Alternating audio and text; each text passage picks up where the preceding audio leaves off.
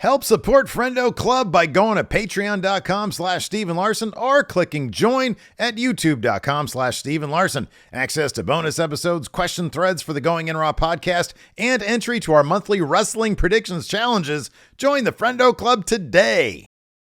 Hey, Friendo, Steve here. And Larson. And it's time. That's right. Larson, golly, it feels like it was only 10 minutes ago that we saw CM Punk return to the WWE, and we're already getting you our star ratings. Unlike those other guys. Yeah, here we are, less than 24 hours. Heck, more like 14 hours after, 14 and a half hours after the show ended. And we got our star ratings right here. I got mine in hand on the smallest piece of paper I could find. Just because what I had available to me. And how's that coffee there, Steve? Fresh, like these star ratings, Larson. Nice. It's crazy that you and I are able to get these out with such efficiency, expediency, another synonym for quick. Fast. And accurate as well. Yes, accurate too. So we've made the people wait long enough, Steve. Let's jump right into it, shall we? Goodness, all this talking is just delaying all our this star conversation, ratings. Steve. All right, start with our star ratings are getting cold, Larson. They are.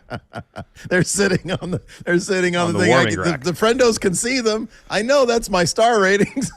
I like my star ratings like I like my apple pie, hot, fresh out of the oven. Here we go. Start off with the women's WarGames match. Of course, Damage Control taking on Bianca Belair, Becky Lynch, Charlotte, Shotzi. Steve, what's your star rating for this match?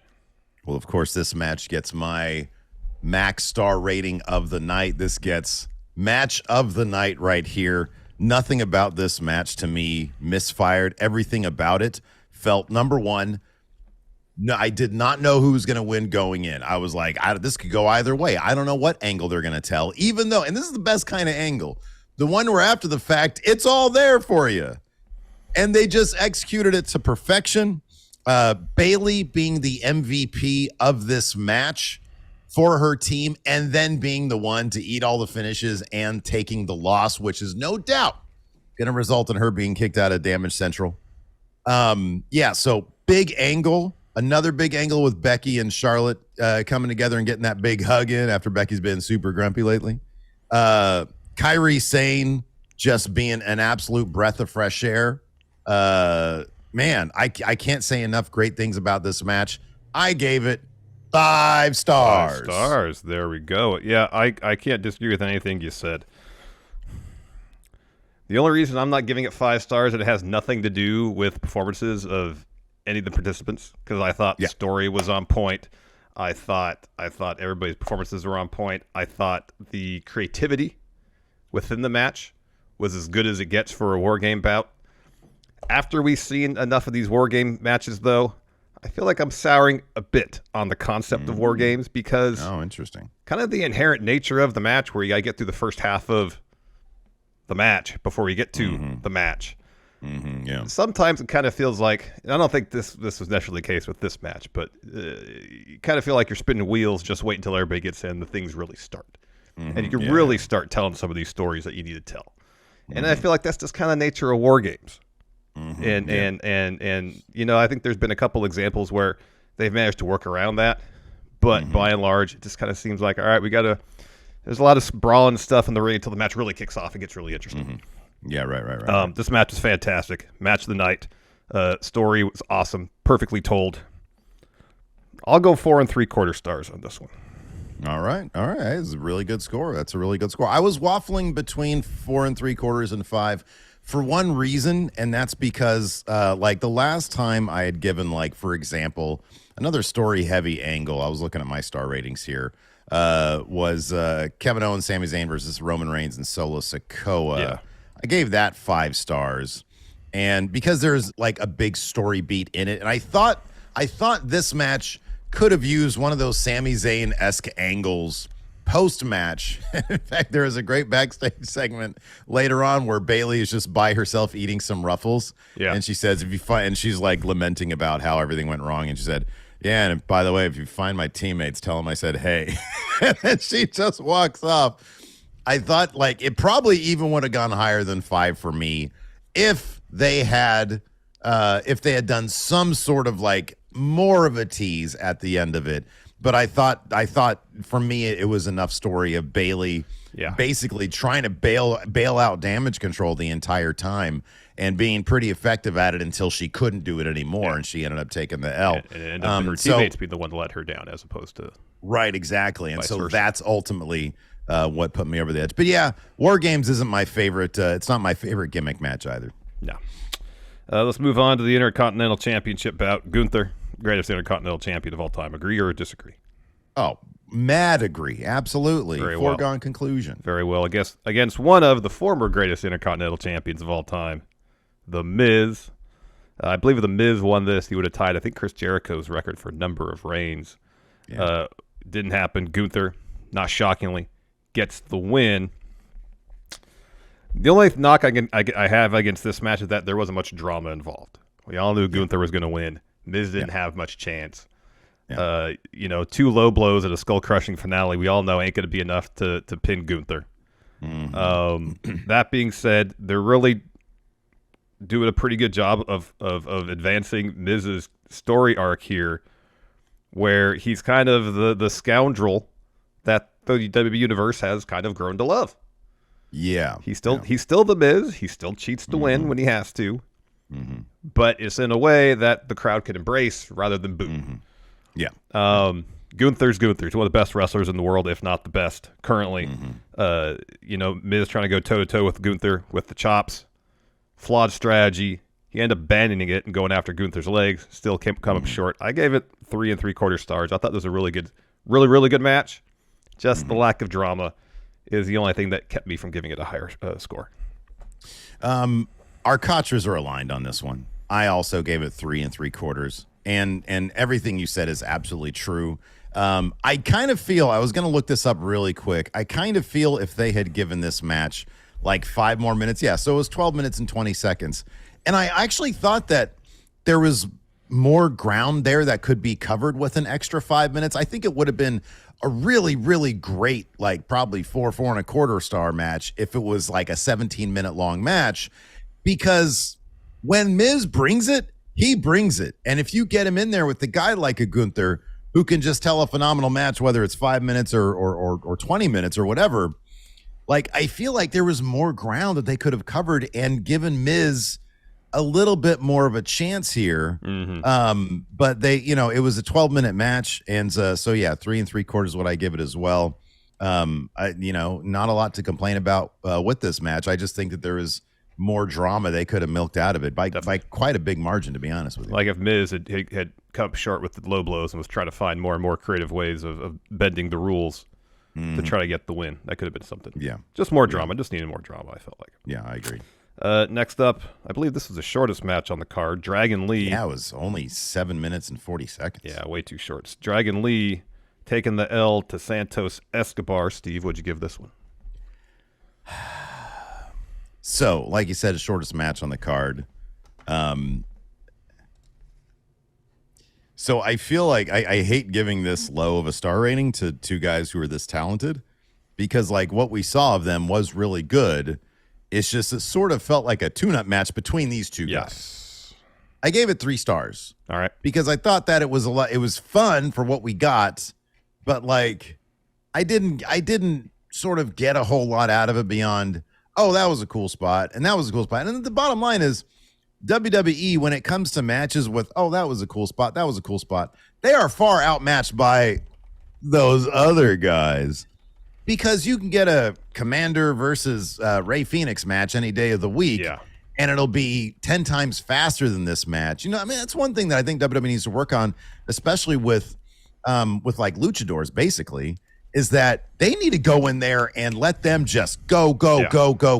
Yeah.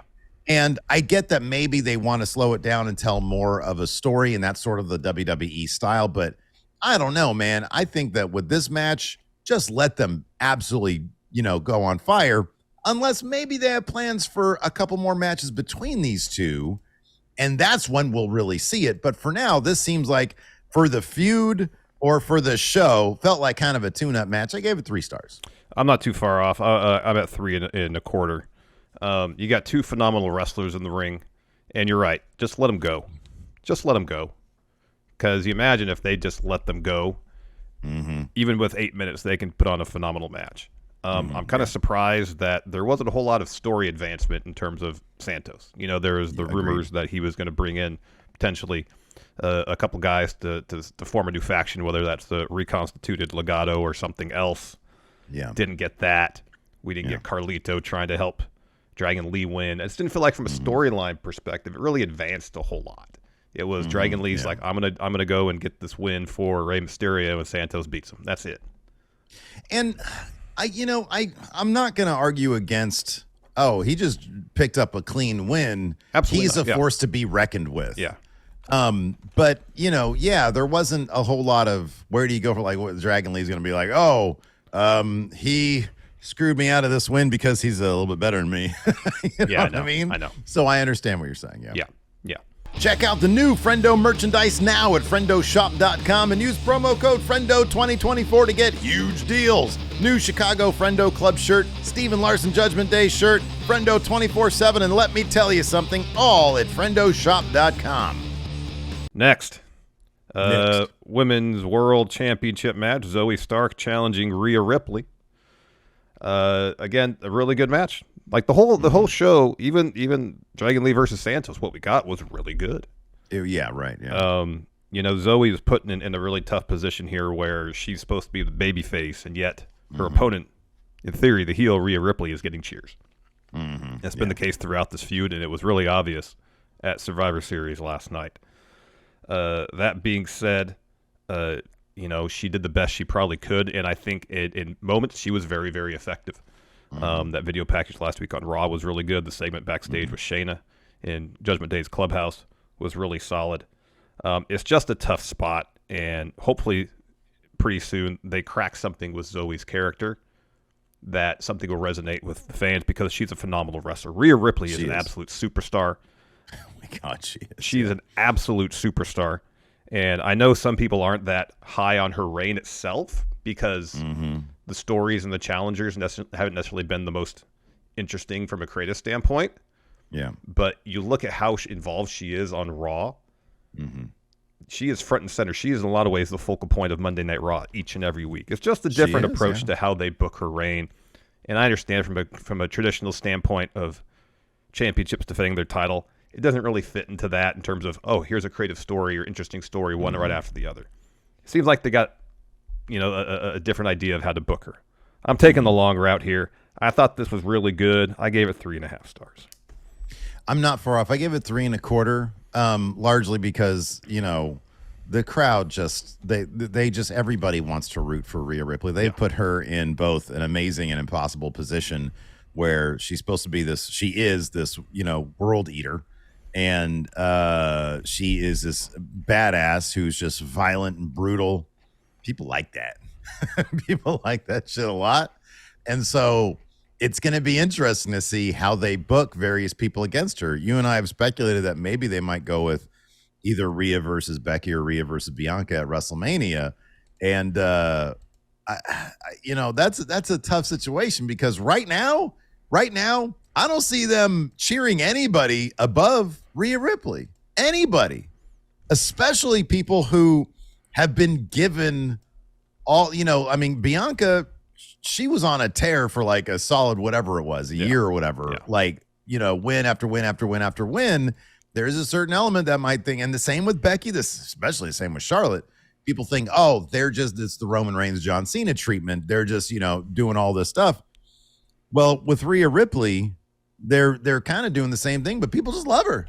People just absolutely love her. She's such a badass that people absolutely love her. And she looks like $1 million.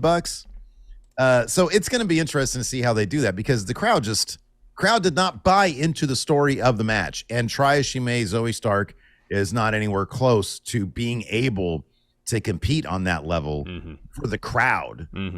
So I gave it 3.25. I thought it was a fine match. But you couldn't help but be distracted by the fact that Rhea Ripley is the main character of WWE and everybody loves mommy. Yep. Finally, the main event, men's WarGames match. Yeah, Judgment Day and Drew McIntyre taking on Cody Rhodes, Randall Keith Orton, Seth Rollins, Sami Zayn, main event Jey Uso. Steve, what'd you give this match? Oh, man, this is kind of tough because there was a lot going on. You had the awesome Randy Orton return looking jacked. Sort of, man, but then by the finish, it was a bit of a goof match with Judgment Day. Oh, man. Yeah, I give this one 3 3/4. All right. I thought that there was a lot to like about it, but man, they booked Judgment Day into the ground. They really do. And then I'm sorry, but like, I get wanting to do the spots, whether it's the West Side Story, we're facing off and then we fight each other. The hockey fight that ensues afterwards, yeah. The hockey fight stuff. But I mentioned this and then you reiterated on the review. When they did the everybody gets a draping DDT spot, can somebody please make me understand the logic of Drew McIntyre having to take one of these with Seth Rollins giving it to him? A guy who's like, 4 inches shorter than him or whatever it is? Like, it doesn't make any sense, and you're doing it for the bit as opposed to for the story of the match. And it just makes Judgment Day look absolutely cartoonishly stupid. And I get it, they're bad guys, but these are the people, like, this is supposed to be a power struggle. And they're just, by the end, they just get humiliated. And then you don't even give Judgment Day. And I get it because this was never going to go well for Judgment Day. Damian Priest as a leader is in title only. And that was clear from the get-go. And Rhea Ripley's making all the decisions. And that's actually really good storytelling. But these are the people who run Monday Night Raw. They shouldn't look this cartoonishly inept. They really shouldn't. No, they should not. And that was kind of the major issue. And if the idea is you're going to turn Priest or they're going to jump him out or something's going to happen with Priest to make me believe that he's world championship material, he's only got this briefcase for 6 more months. I know. And he has the ingredients. They need to, and maybe this will be the catalyst that gets him to that point, but they got to start showing that to me now because he looked like a fucking fool last night. Yes, he did. And so, yeah, dude, I was waffling between 4 and 3 3/4, but the more I talk about it, a lot of fun stuff, 3 3/4. I thought this match is one of those war game matches where I think it shows the flaws of the concept.